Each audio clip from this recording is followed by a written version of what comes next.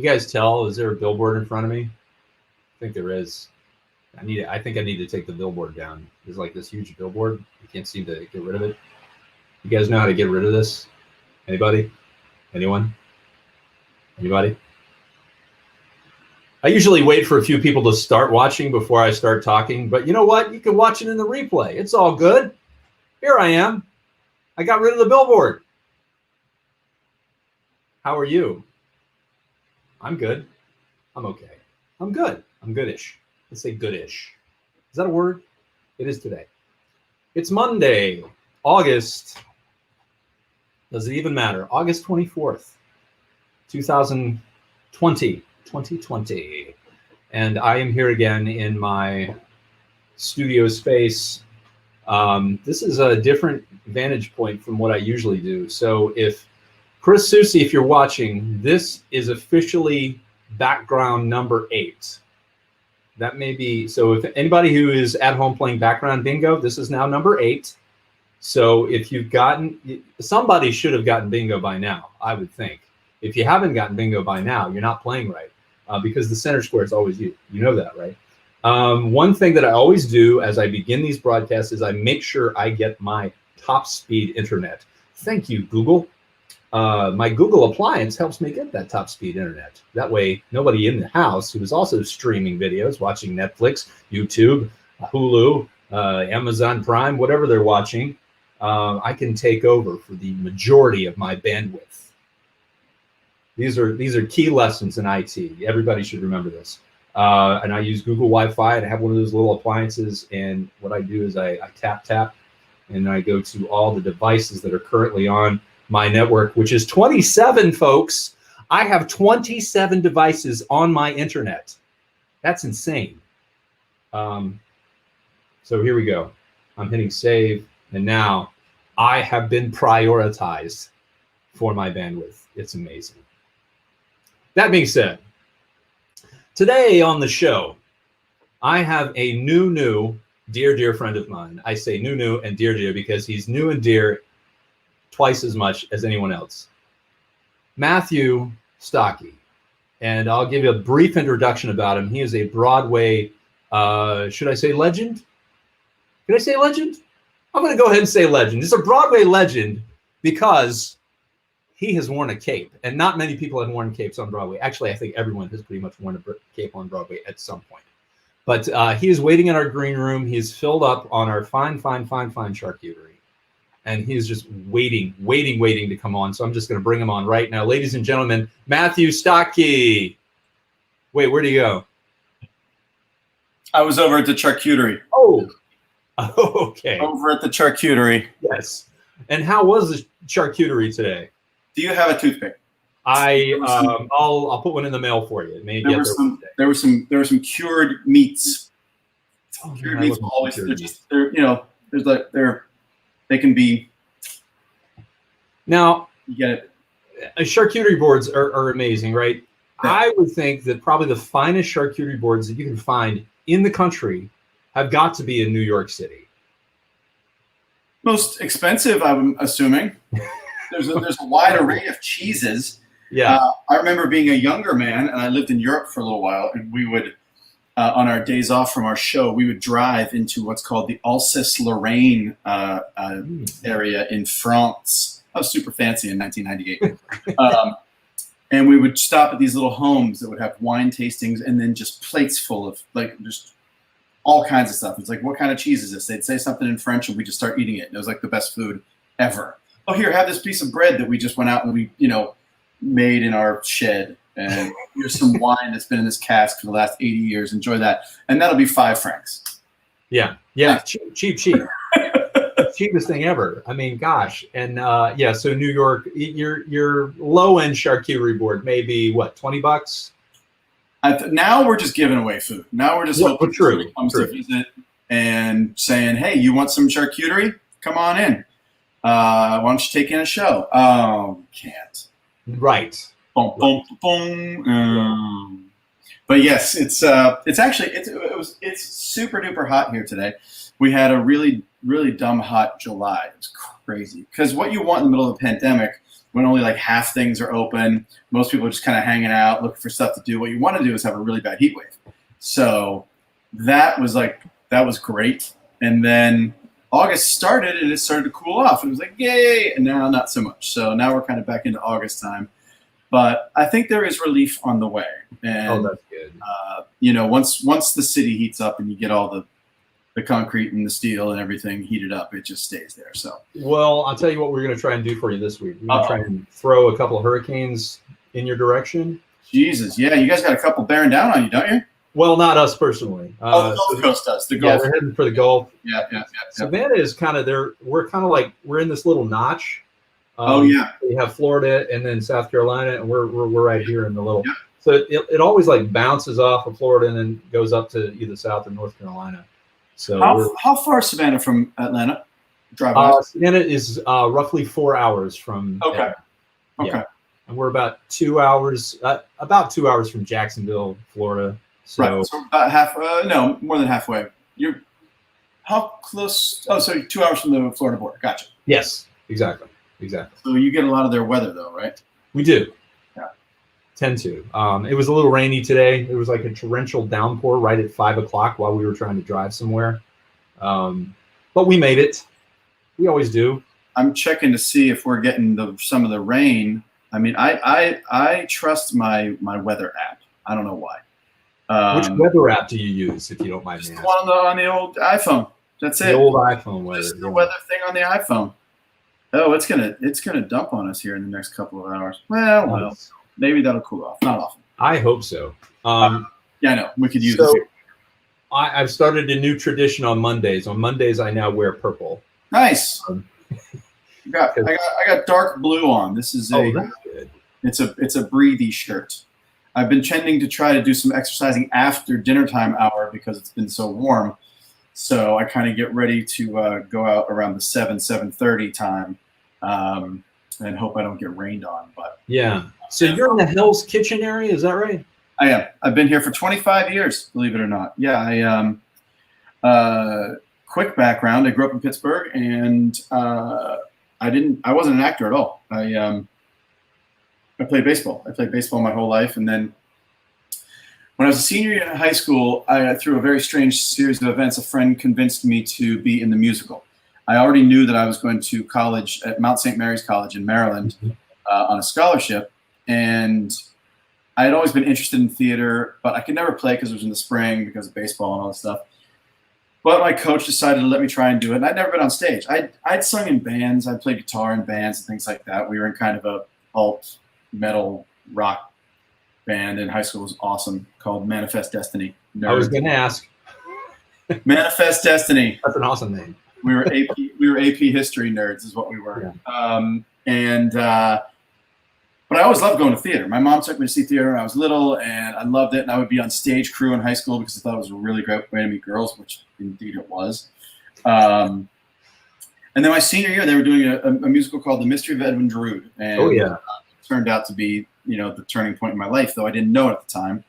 Yeah, I auditioned. I got cast as John Jasper, who's kind of the male villainous lead, and much to the chagrin of all the other seniors who had put in their time for 3 years.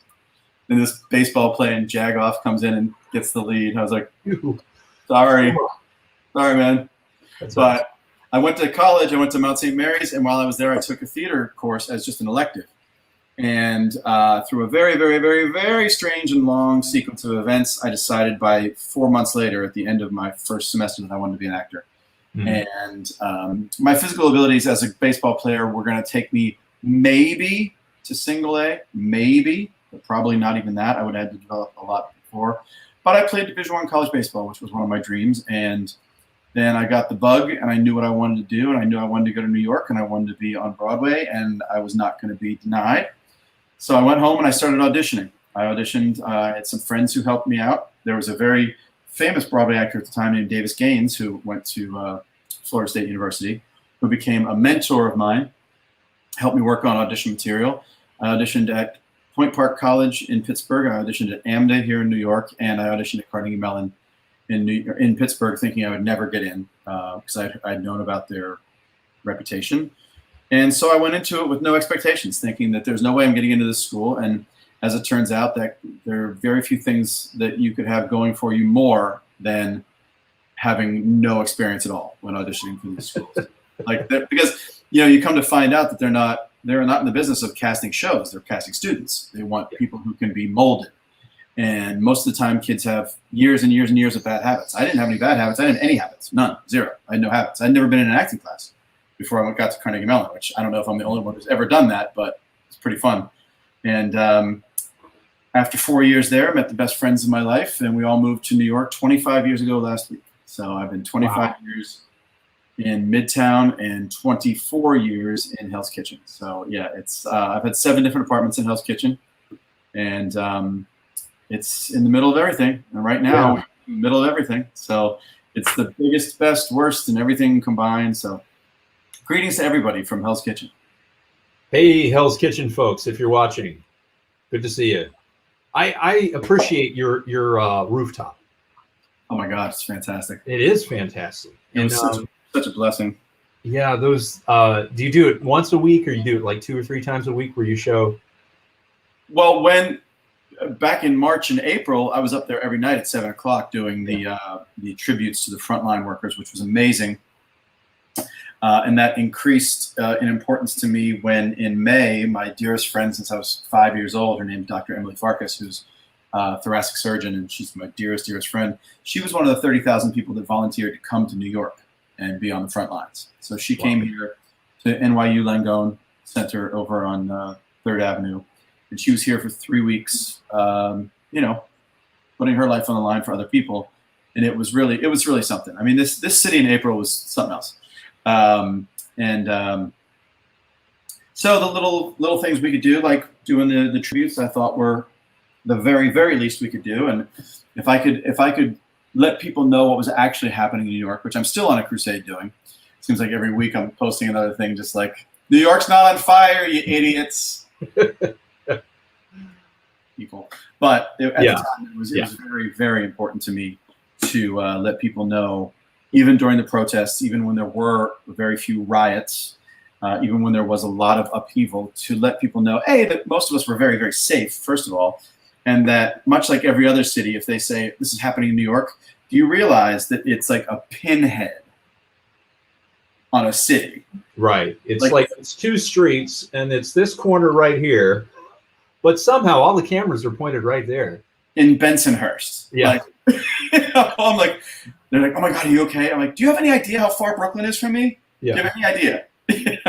Like, yeah, I'm fine. In fact, you want to see what's happening in Hell's Kitchen?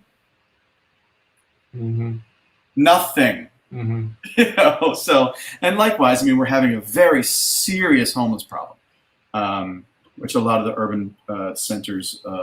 Our population here has grown as well. And I don't even know if it's grown. I mean, I've lived in Hell's Kitchen, and I know all the homeless people in Hell's Kitchen, or you see the same people. I think now it's obviously more visible because there's nothing else to do, and there are a lot fewer denizens. There's a lot fewer New Yorkers. There's a lot of drug use, a lot of needle drug use, because it's cheap for them to do. They can share needles. It's a bad thing, but there's no one answer to it, and that's the thing that I'm trying to figure out. I've called my assemblyman. I've talked to cops. I've talked to EMTs. It's a difficult thing. You can't just go round up a whole bunch of homeless people and shove them somewhere. You can't do it. Right. There are other solutions, and they're working on them. And everybody got blindsided like everybody else. So it's bad. It's bad. But I try to be more empathetic than accusatory. I don't want to walk over somebody and say, "Oh, get off my sidewalk." Mm-hmm. No, just like, "Oh shit, that guy's gonna die."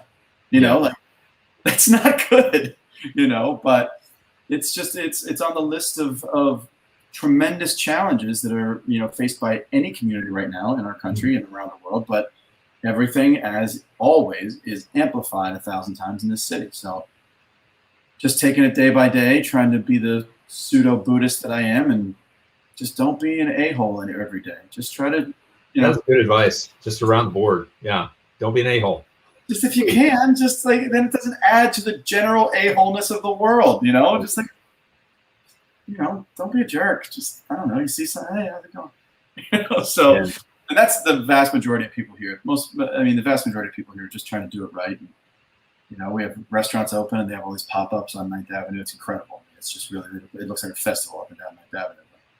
So I guess the current topic going around about New York, and there's plenty of topics going on about New York, I'm sure, but the one that I hear a lot is people moving away. Now, are people moving away in droves, or?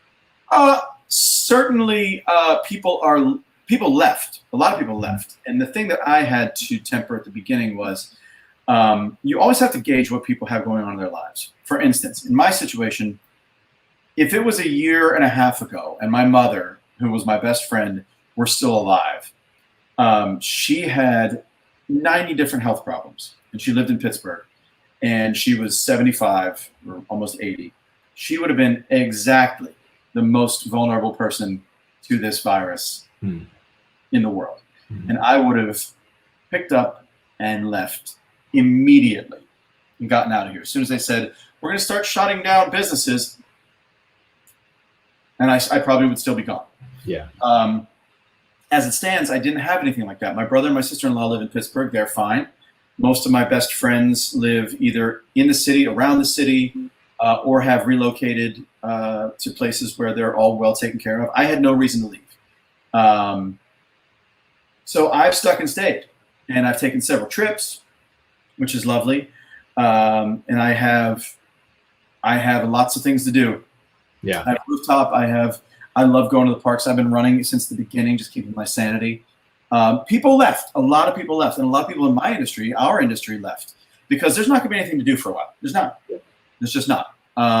Some TV and film is starting up, but there's going to be like 6 jobs, so it's, there's not going to be anything to do. So if you had something, if you had family, if you had somewhere you wanted to feel safer, which is the other thing I had to think about, I'm a 6 foot, 190 pound guy. And even though I'm a total wuss, I look tough. I have like a bald head and a goatee. I generally am not going to be the first person that people are just going to mess with for no reason. Right. It's not me.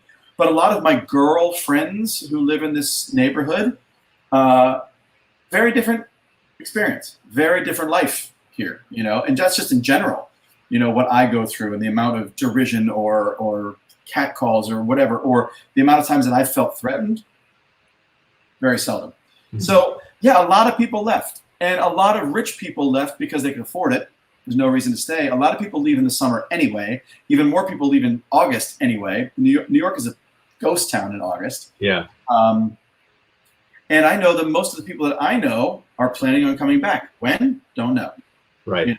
And how it's going to look, we don't know.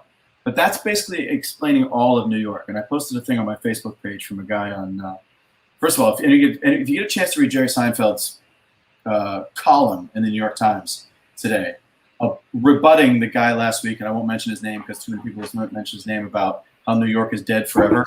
Read Jerry Seinfeld's column in the Times about what he thinks about that guy's opinion. It's okay. I'm looking it up now. It's extraordinary. He just eviscerates this guy. Oh, there it is. It's really. So you think New York is dead? Yeah. Uh-huh. All right, I'm going to post this. Post this in the comments here. It's amazing. But we have tons of challenges, and I personally don't know what I'm going to do, but in my situation, I'm open to basically anything. And I have other interests. I'm a photographer. I'm a media trainer. I teach. I do a lot of other things. Unfortunately, most of those things do require 3-dimensional business. Right. Not necessarily, but certainly limits it. But I've always had other things to do. It's what David Stringer and I talked about on our podcast. Yes. I've always had side hustles. I've always had things that I've been interested in doing, and I'll continue to want to do those things. And it'll be a mishmash of how I make a living for the next year. I'm okay with that. I'm all right with the challenge. I'm also up for somebody calling me up and saying, might sound like a wacky idea, but do you want to work for blah, blah, blah for the next 6 months? Sure. But that's also because I don't have as many extenuating circumstances. I don't have a family that I support. I don't have a mother or father that I have to personally care for. I know how much money I need to make. I know the things that I do that I like to feel creative about, and I know the people that I hang out with and the places that I can go to visit. So mine is a pretty unstructured yet very structured for me way of life. So I can be swayed to do any number of things, and I'm a very staunch defender of New York City right now, but I'm also not stupid. If somebody said, hey, we got a gig for you in Alaska, you want it? Yeah, I'll be back, New York. See ya. If there was an out of town gig, if you're listening, Alaska. Yeah, exactly. Alaska, are you there? But I'm not stupid. All right. Hey, Chris Chino? He says yes.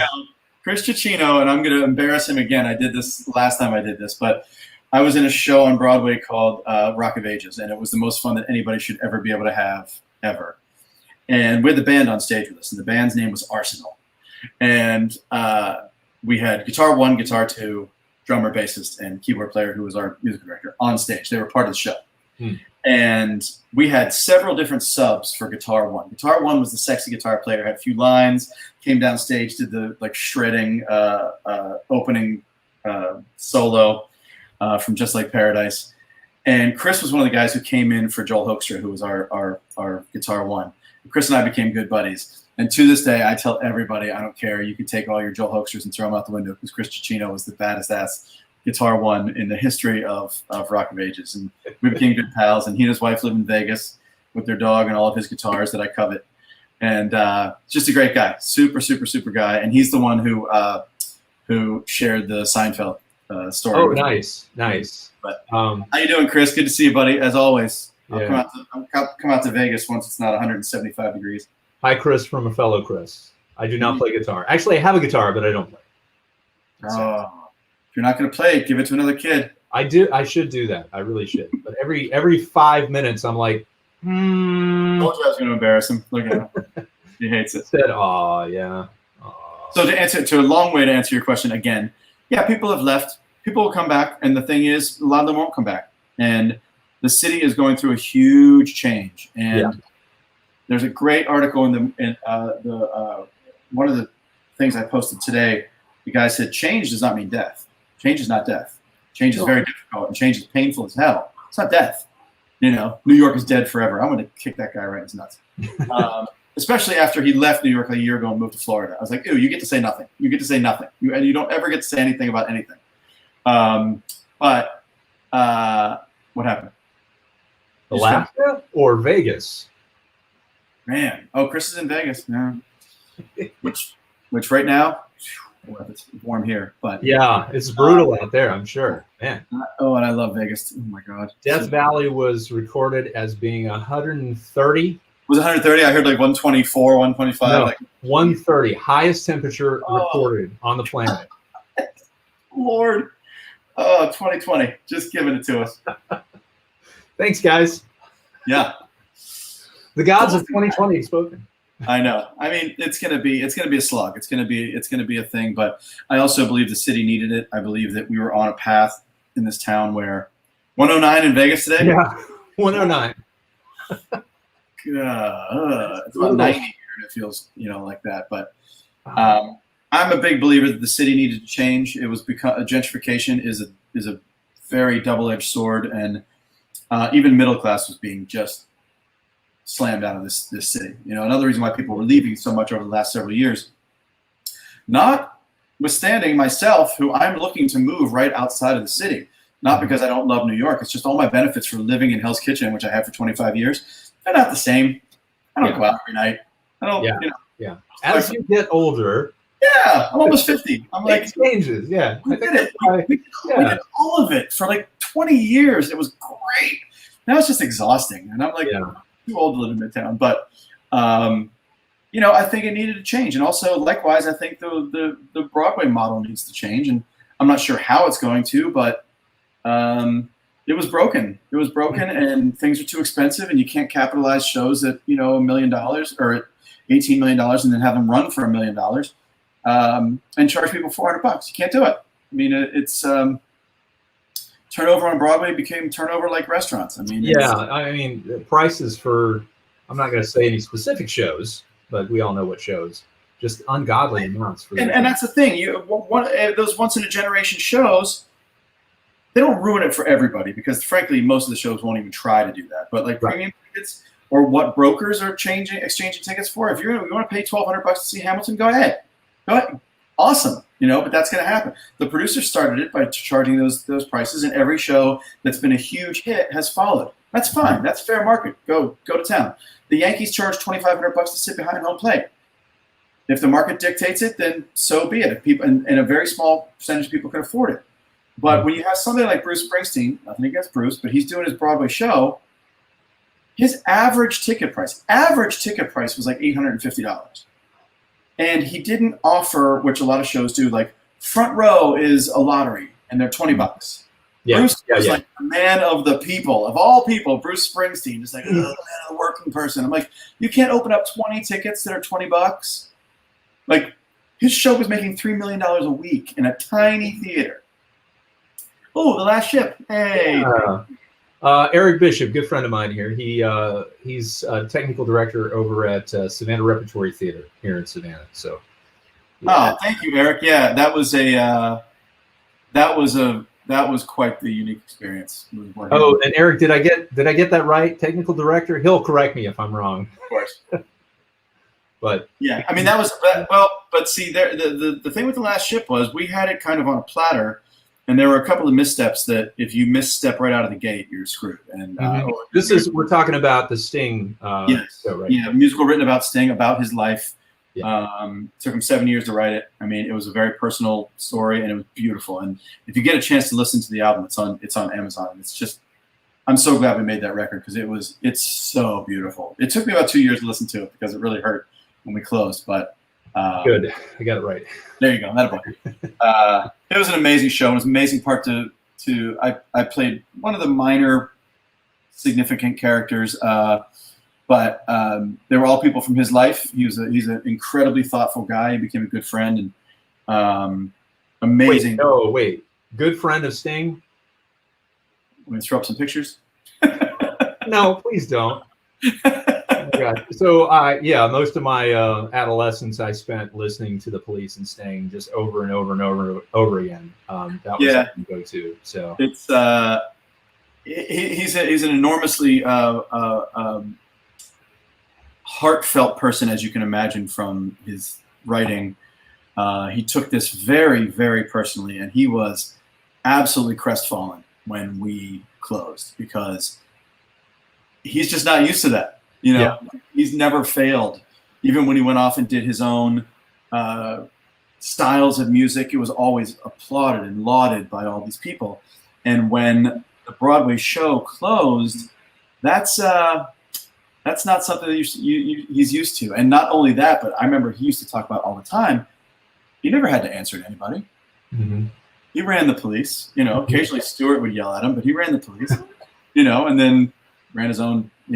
If somebody's producing his album, I want to do it this way. Okay. You start doing a musical, everybody says, "Oh no, we're not doing that."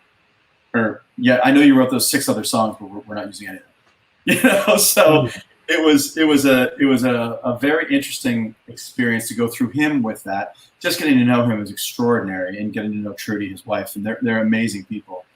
And the show was beautiful. I know a friend of mine who's a stickler. He said it was an event. It was art.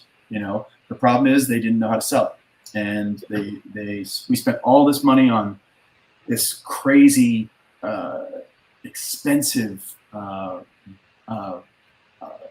commercial we shot. $225,000 was spent on this commercial out of the Brooklyn shipyards, and we saw it. And it was slick and it was amazing. And most people said, "Yeah, but what's the show about? We don't know what that means." And I honestly believe that they could have They could have taken our B-roll from Chicago and made it into a perfect commercial for a show. Whatever. If you fail right out of the gate, if you don't get people, if people don't know, and you think you can rely just on Sting's name, which Jeffrey Seller, who's an amazing producer, amazing guy, producer of the original company of Rent, also produced, what was it called? Hamilton. He was our producer, and he's one of the best. But when we closed, one of the only times I've ever really heard a producer say, "Yeah, I screwed that up," and he took the onus, and it was amazing. Wow. We ran for 5 months, man. It was just brutal. And then I was in a show, like Rock of Ages, and most people wouldn't say it's very highbrow, but was insanely entertaining. That thing ran for 6 years. Yeah. It Well, I mean, that's true, though. I mean, it does seem, well, at least from the general public, that, and we're not talking about highbrow, artsy folks, but the ones that really last are the most cheesy ones, I think. Oftentimes. Yeah.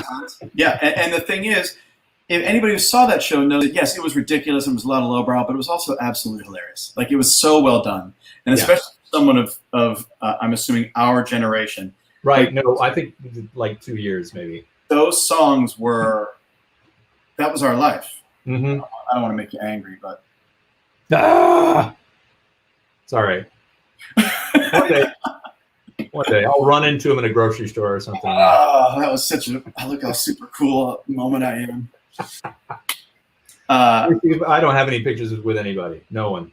He was an amazing guy. It was an incredible experience, and I'm very proud to have spent time with that guy. Extraordinary dude. Those things that you never like dream of at the beginning of a career, and you're just like, okay, I'll spend the next 3 years with Sting, and all of that. But it was a truly remarkable experience, and very, very fortunate. That's on your side, not my side. Just to let everybody know. That's Hell's Kitchen. That's just regular Midtown. We're not on fire. That happens every 35 seconds anyway. It's a city of 8 million people, and there's a hospital right up the street. So I wanted to talk a little bit about what is known as the Legacy Robe. Oh, yeah. So it's a very, I guess, once every opening of a show, this happens. Yes, it was. It goes back many, many decades, and the origins of it. If you go to, if you look up what's now called the Legacy Robe, the whole history of it, it's amazing. It was about this dresser who sewed a patch onto a robe for. You can read all about it. It's a great, great story. And over the years, what they've done is every time a show opens, a member of the ensemble, not a principal, a member of the ensemble gets the robe. And what the robe is awarded for is the most amount of Broadway shows you have done, not counting being a principal. So the most amount of ensemble contracts you've worked on, or chorus contracts, pink contracts you've worked on Broadway. And the last show, most recent show that I did was called Pretty Woman, based on movie of said same name, and written by Canadian songster Bryan Adams. I know him. Yeah, everybody does. And if you listen to that album, you'd be like, oh, it sounds like Bryan Adams songs. Yeah. It sounds like Bryan Adams songs we've all heard before. Whoops. Yeah. But anywho, Jerry Mitchell directed it, who I've been friends with for years and years and years, back from Full Monty days. And as it got closer to the show and you start to see who's in the show and everybody, it became pretty clear. I was like, oh, I think I'm going to be the recipient for what used to be called the Gypsy Robe. We've changed the name about a year and a half ago. Yeah, because I was going to ask, because I watched the video. I'm not sure who shot the video, but they shot the whole thing. And I'm like, you're right in the middle, like in the ensemble that's standing on the back of the stage. Yeah. You're right there in the middle. I could just almost like feel your anticipation the whole time. No, you get told ahead of time that you're going to get it. Okay. You definitely do. You know, they'll tell you about a week ahead of time, because the David, I can't remember his last name, David, he's the sweetest man who did the presentation. He's the keeper of the robe. And now there are like way more versions of it. And one of them's actually in the Smithsonian, which is amazing. But you find out you're going to get it ahead of time, and everybody in the cast knows you're going to get it. So it's not a surprise. But the person who got it from the previous show that opened on Broadway comes to the theater. They wear it. They do a speech, and then they give it to you. And it was one of probably my top 10 favorite moments in my life. Mm-hmm. Certainly one of the most proud moments of my career by far. And the biggest thing was that my mom was there. Yeah. And my mother, who passed away at the end of 2018, she and I were best friends, and she came to basically every show I ever did. And she and I traveled all the time, and she was just the best person ever. And so she came to opening night of Pretty Woman here in town.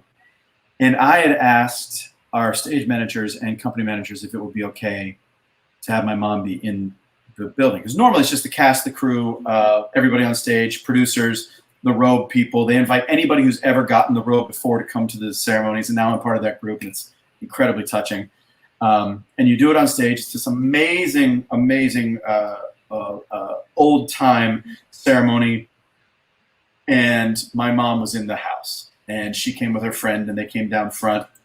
And just to get to wear that robe and go over and share it with her was, I mean, top 5 moments of my life. Like, wow. By far. You go around the circle 3 times, right? 3 times, and everybody in the cast touches the robe. Everybody has to touch the robe. But your mom got to touch it too. Yeah. It was just amazing. It was just the most beautiful time. And people were just crying. And David said nobody's ever asked if their mom could be there for the Gypsy Robe ever. As far as I would ask, I would definitely ask. There you go. And it was just, I mean, she passed 4 months later, so it was one of those things that what my mom's our motto was to make rocking chair memories, which is pretty self-explanatory, and I don't know that I'll have one that's better than that for the rest of my life. And that is super. And she saw the whole thing, and then what you do before the show starts is after a half hour, you have to go around to all the dress rooms in the building and let people touch it when they're in their dressing rooms, and then your Broadway show can start. And it's blessed, right? The Broadway blessed. The show is now blessed, and it's one of the coolest kind of traditions on Broadway that I saw early on in shows that I wasn't in. People would get it, I'd hear about it. It was like, oh my God, can you imagine? And the thing that I'm most proud of is that most oftentimes, unless you're a young kid who just does 20 Broadway shows before they're 30, most oftentimes what it signifies is longevity, is that you just stuck around, and the fact that almost 25 years after moving here, I got that robe and just like, oh my God, I really just stuck around through the highest of highs and the lowest of lows and everything in between. And it's kind of a little cherry on the top of a career that I'm not rich, I'm not famous, I'm none of those things, but I've managed to sustain a career in this town, and there's nothing I'm more proud of or more humbled by. And, to be part of that select company is just, I'm so very, very proud and humbled by that thing. I mean, it's extraordinary to think of the other people who've won it. It's extraordinary. Okay, let's see. Who's this person here? Oh, this is my mom. So no way. Yeah. She's often watching. So hello, who's the pooch? Is there a pooch there? I don't think there's a pooch. Oh, there is a pooch. There's a pooch? Oh, I think that's Yoda. That dog's name is Yoda. Yeah. That is not her dog. That is my niece's dog. Oh, I see. Okay. Yeah. But I never even caught that there was a dog in that picture. Yeah, good eyes. Shoot, some sort of shepherd mix, maybe. He's a mutt. He's definitely a mutt. Yeah, mutts are great. Yeah, he is great. He's a cute dog. But she's often watching the show, so she give it up for the moms. I love it. I love my mom. I do. Right on. Gosh.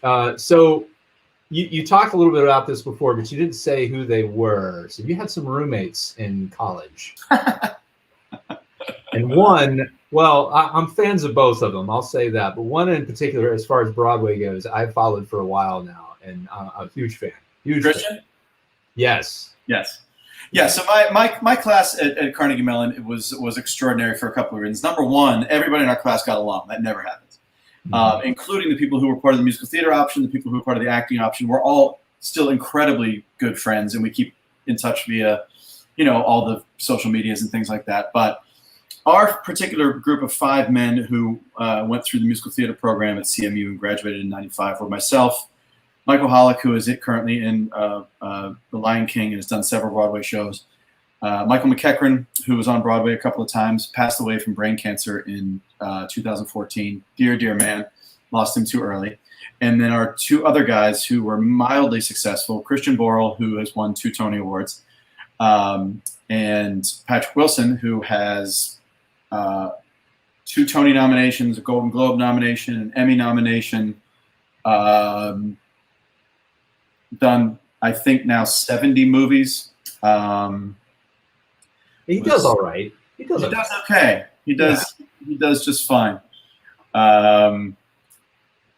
Those guys. I mean, the fact that the 4 of us, Michael Hollick, Christian, Patrick, and I, are still as close as we were in 1991. We met almost 30 years ago. It's one of the I'm so proud to call these gentlemen my best friends, and we're all doing fine. Patrick has 2 kids. Michael has 2 kids. Christian and I are still kidless, but have people in our lives whom we spend time with and adore. Funny story, not really funny story about Christian. It's just so I have followed his career as much as one does. I was in Spam-A-Lot here in Savannah not too long ago, and I prized his role. I didn't get his role, but I prized his role in Spam-A-Lot. Okay. And then most recently, my daughter was in a performance of Something Rotten, which we got to see on Broadway with all of the key performers. And we're sitting here, we're thinking about Something Rotten because she's getting ready to do it, and we're sitting here and we're watching, we're binging on Gilmore Girls. Oh yeah. And everybody's talking about this Netflix series that they came out with that came out later, and it's like no one is talking good about it. And they're like, "It's awful. You don't want to watch it. Don't even bother." We watched it and we loved it. And then we got to this one episode. I'm like, "Wait a minute, is that Sutton Foster and Christian Borles?" I'm like, it was hilarious. It was as most people know, they were married. Yes. And over the years have found their way back to a lovely friendship. And Sutton's married and has a wonderful daughter, and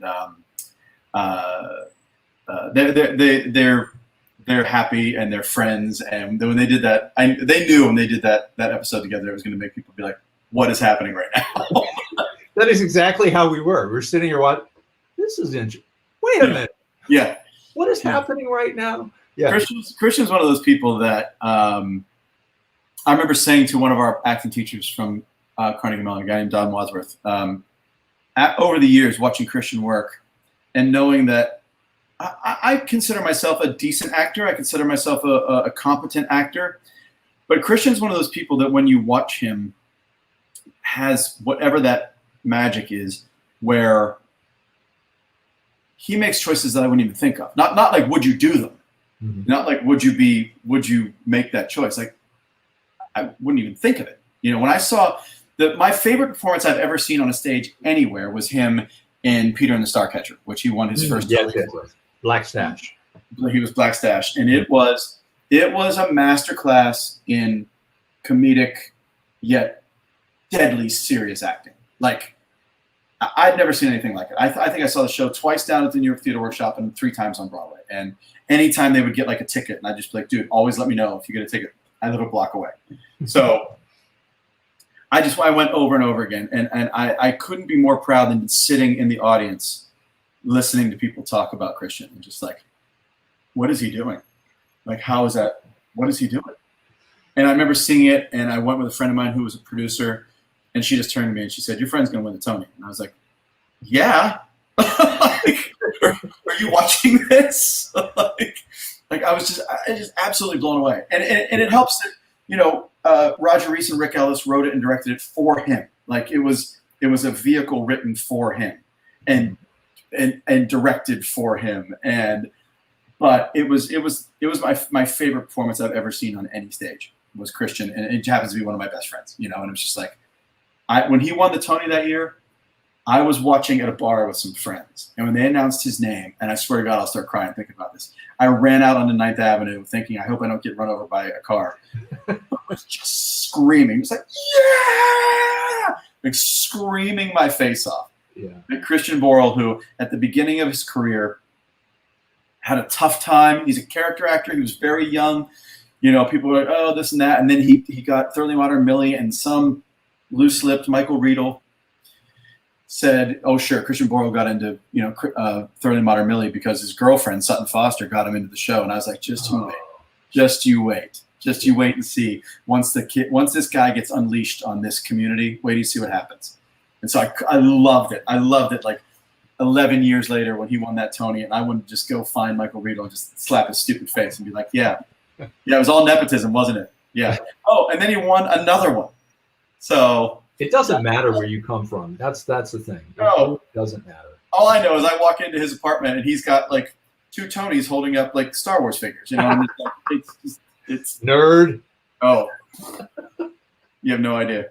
Yeah. So those, they're my best friends, and they're people who they mean the world to me, and we've been through everything together. Those 3 guys and I, and we miss our buddy Michael McEachran, but we're very, very lucky. We're very lucky. We've all kept in touch. I've been able to see Christian. I haven't seen Christian. Christian's been out of town a lot, which is awesome, but I've been able to see Michael. I've been able to see Patrick, and you know, we're just moving forward, and they're good. They're all doing well. Several of us have had this coronavirus, which was interesting, but yeah, I've made it through. But we're all. Did you catch it? Mm-hmm. I didn't realize that. Wow. Yeah, in April. Oh, yeah, wow. In April. Actually, it was. I discovered it. We were doing a Zoom reunion, as every show did, with the original company of the Full Monty, which was so much fun. Freaking Jack O'Brien was just watching him on Zoom was, oh my God, he's the man who directed the original production. And we had everybody there, like all the entire original cast, including Patrick. And I was Patrick's understudy. I was his standby in the original company, Full Monty, which was a dream come true. But we were doing this Zoom reunion, and I was making homemade French bread pizza, which I love. But I kind of zhuzh up the sauce and all that stuff, and I was tasting it, and it tasted like metallic or something, and I didn't think anything of it. Finished the Zoom call, and at about 10 o'clock that night, I realized it wasn't just that the sauce tasted weird. And I started going like, uh-oh. And then I started going around smelling things, and I smelled fresh ground coffee, smelled candles, like all kinds of stuff. Nothing. Strangest sensation like I've ever had. Couldn't taste anything, couldn't smell anything. That was on a Saturday night. Monday, I went and got tested. And Tuesday, I got the diagnosis. And I was already 4 days into my quarantine. And so I stayed home. And I got lucky. I had very, very few symptoms, very, very few. And after 10 more days, I resumed my life. And like most people I know, we all got very, very lucky. We got very, very fortunate. And, you know, we don't know what the situation is. And there are some instances where they think people are being reinfected, but it's with a different strain. I haven't changed how I act. I wear a mask everywhere. I got all kinds of hand goo, and, you know, I hang out with my lovely lady friend, and we spend a lot of time together. She also had it. And so we both talked to our doctors, and they were like, you guys can hang out all you want. I'm like, woohoo! But I've been seeing friends. We do things right. The one thing I will say for New York, say what you will, but we crushed this damn virus. You know, we have a 0.56 infection rate in the state. That's 18 million people. Yeah. So we're doing it right. We got to keep doing it right. But most of the people I know who had it pulled through very well. There are some people who have some lingering problems, and we don't know what the long term is. But I got real lucky as far as the first time around goes, and you know, they're discovering that people have a predisposition with your T cells, and I'm an O negative universal donor, which they find that most people who are O negatives have very mild symptoms, might have a natural immunity to COVID, not banking on anything, but just taking the science as it comes and paying attention to the science, you know, science. Yes. I know about science. Yeah. Turns out viruses spread. Weird, huh? Who knew? Strange. Who knew this? Yeah. Hard to believe. So, yeah. So it was, I was glad to get through it. For a while there, I felt a little impervious, and I'm glad that changed. You know, I took kind of the high road for a while. Just be like, I've had it. Not the way to go. But yeah, no. I will say that you had a post today that I greatly appreciated it in the fact that we should try to spread more positive than negative. I think. I think it's a very, very small percentage of people who try to spread the negative. I just think they get all the press. Right. All the shit you see on TV is propagated by the fact that they need viewers on both sides. You know, it's why I stopped watching any kind of cable news a long time ago. Mm-hmm. And that included actually ESPN, and I'm a sports nut, but it dawned on me several years ago that I no longer cared what heads in boxes thought about things. that I'm not stupid. I wanted to make sure that I get information. Wait, we're heads in boxes. What are you talking about? We're awesome. Oh, I'll watch all kinds of this kind of stuff. I watched like what's his name? Josh Gad did his Reunited Apart thing on YouTube. Oh man, the best. I was just like freaking out, you know. And my favorite, Ferris Bueller. Ferris Bueller, amazing. But also, he got the entire cast of the Lord of the Rings together. They did like the entire cast, except for Christopher Lee because he's dead. Like he got the entire cast of. So anyway, yes, heads in boxes. What I should have said was pundits. I don't give a damn about pundits. Right. Sports pundits, political pundits, don't care. I want to know the information. I don't care about your opinion on the information. Mm-hmm. So I go to NPR about 3 times a day to find out what happened or what is happening. You know, but I no longer watch that, and that's just for me. Do whatever you got to do. That's for my blood pressure. I had to give it up, but. There's so much good, and you have to look this hard. There's so much good everywhere. People doing just amazing things, and the people who are causing the problems get all the press because they still need viewers like crazy. And my biggest issue is that we've become kind of a culture of blame. That's the only thing anybody talks about is that everyone blames. There's very little responsibility taken, and it's everybody else's fault. And I mean, this group of lawmakers on both sides right now, I just think are the biggest bunch of clowns we've ever had. And the fact that the CARES Act expired, or the part of it expired on July 31st, and Congress went home. They went home. They fought for a while, and then they went home. Right. It doesn't affect them. With 30 million people who are directly affected, including this guy, they all went home on a recess. That's where they are now, and it's unbelievable. It's unbelievable to me that's like they're that obtuse. But anyway, the post today was this next month and a half is going to be an absolute. I don't even know. I swear to God, it's going to get so utterly ridiculous. We've certainly shown ourselves to be rather ridiculous over the last 6 months, but it's going to get 10 times worse as we go into this election. And I don't see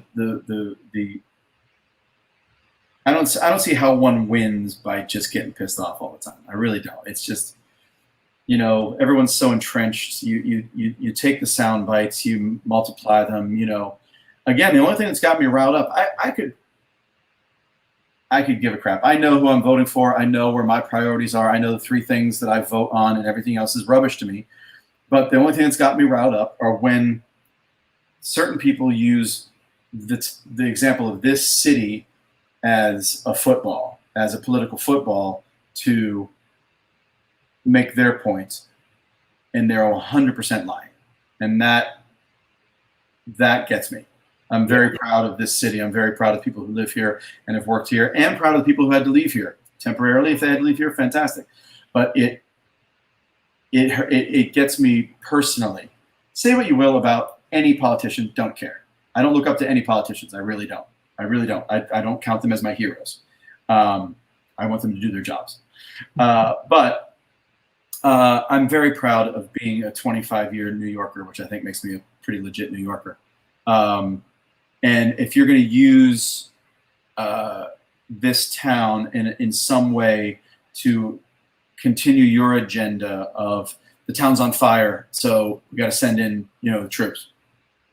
I don't like sitting idly by while people do that. Mm-hmm. But yeah, it's a simple post. I stole it off somebody else, but it's basically like, do what you can during these next 2 months to just chill, man. If you're thinking of answering, don't. If you're thinking of replying, don't. If somebody gets your ire up, don't. It doesn't matter at all. At all. Doesn't matter at all. Go on November 3rd and vote. You're going to be able to what I did this weekend, because I had that opportunity to respond, and I chose not to. But I called a friend. Phone a friend.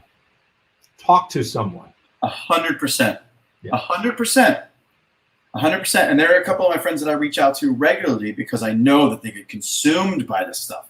Mm-hmm. You know, and I'll see them post something and I'm just like, uh-oh. Yeah. Want to go have some lunch in the park? You know, just turn away. I mean, I got to tell you what the thing was that got my ire up, though. Okay. Oh. I'm just saying, leave the stuffed bears alone. Okay. They're just sitting there minding their own business in left field. Why you want to hit them with a baseball? You know what I'm talking about. I do. It was uncalled for. It was. And sad. It was a bad optic. Bad during these COVID times. And I don't blame you. I really don't blame you. Yeah, I don't know, man. I really hope this is just it will be regardless or irregardless that they just added. You can't just add irregardless. Wait, no, what? They've gone back? It's no, not irregardless? They didn't take regardless out. They just added irregardless, which makes no sense at all. Oh, this is like 2 months ago. You didn't see that? I didn't see that. That's in Webster's now, irregardless. They've added irregardless to the Webster's dictionary. I'm like, you caved. Y'all caved. Like, there's nothing else to do during COVID times. Just add irregardless to the dictionary. My mother, who I don't know if she's still watching, she has been referred to as a grammar Nazi. Good. Nazi, I think, is a little strong to say about anyone. But yeah, it's you can't add irregardless. What do we have here? 3 bear helmets. Hashtag 3 bear helmets. I think that's what we're saying here. Yeah. We added the hashtag later, but yeah. 3 bear helmets. Just leave them alone. What team was that? What game was that? With the bear. Hold on. Okay. You looking it up? Of course, because we're in the. What we got the internet's for.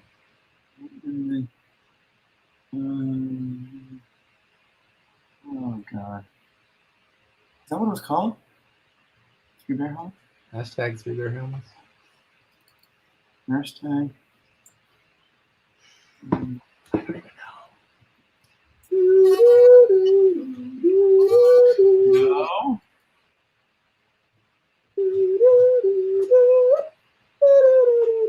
Which is actually probably happening right at this second because it's 7:30. It is. Actually, This is Jeopardy. Courtney Jordan, if you can hear us, who was the team? I can't remember. She'll be able to hear us, but it's about a 45-second lag. Bear hit with baseball. Bear hit with baseball? Okay. Oakland A's. Oh, that's right. Yeah. That's so dumb. This picture. Got hit right in the share face. this real quick. Hang on. Poor guy. This guy. He got hit Okay. Here we in the go. face. Oakland A's injury. I know. Hit him right in the face. Oh, it was so sad. And the elephant beside him thought wisely to wear You know, just headgear. oh, poor guy. Yeah, there it was. Oh Lord. Great stuff. Well, it's been an hour. Fantastic. I know it has been fantastic. We'll do it again. We'll check back in as the fall starts to happen. Yeah. And I'll have you come on World Still Spins. We'll do that. We'll do absolutely. mutual. I really enjoyed and your good friend's name, J. Paul Ryan. No, that's not it. It's Paul Oil? Yes. Vincent Paul Oil, yes, my buddy, the show we did last week. Yeah, he's a super guy. Yeah, I'm going to post a link to that in here so people can go back and watch that. Oh, thank you. Yeah, he's outstanding. He's a brilliant man, and he'll be one of those people that comes up with the next great idea for moving the world of theater forward. And, yeah. I mean, I just think we just got to keep these conversations going because there's a lot of people right now who don't have a lot of the outlets that we did before, and I think just if you mom's chiming in. She's just talking about she was a legal secretary for years. Well, there you go. You have to. You got to crack the whip. You spelled Nazi wrong. I'm glad she did. She made up her own Nazi word. Good. That's right. That's good. The safe way to spell. There's no safe way to spell that word. What am I talking about? No. I just think, keep these conversations going. It makes you feel good. You get some ideas out there, and you realize there are more people out there trying to do what you're doing, and hopefully what I'm doing, so Ken Davenport I had on last week. Same kind of thing. If you're looking for conversations like this to keep theater going, he's definitely on top of it. I think I've known Ken for 22 years. He's brilliant man. Turned himself into a cottage industry, like a big time cottage industry. Yeah. Crazy. Yeah.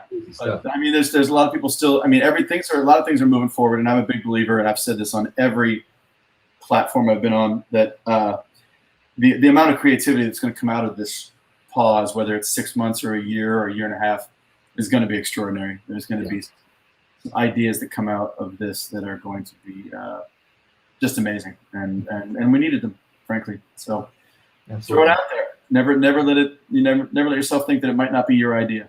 Throw it out there. Yeah. All right. I'm going to let you go so you can watch Jeopardy. I'm sure that's next on your list. No, I need to go for a run before it gets too dark. Before it gets too dark. Hang on a second before we go. I'm gonna end the broadcast, and we'll come back and do Thanks, everybody. Thanks, everybody. Well, see you, Mom. See you, Matt. Thanks, Mom. Matthew Stocke, everybody. Great show. Loved it. We'll have him back on for sure. Be sure to come back tomorrow. I'm going to have on some wonderful people, including Emily Icavosi from our version of Mamma Mia. You know her as Sophie, as well as Skip Chorus, local actor, also Santa lookalike. Check it out. We'll be back here at 6:30 tomorrow. See you then. Oh, sitcom freeze.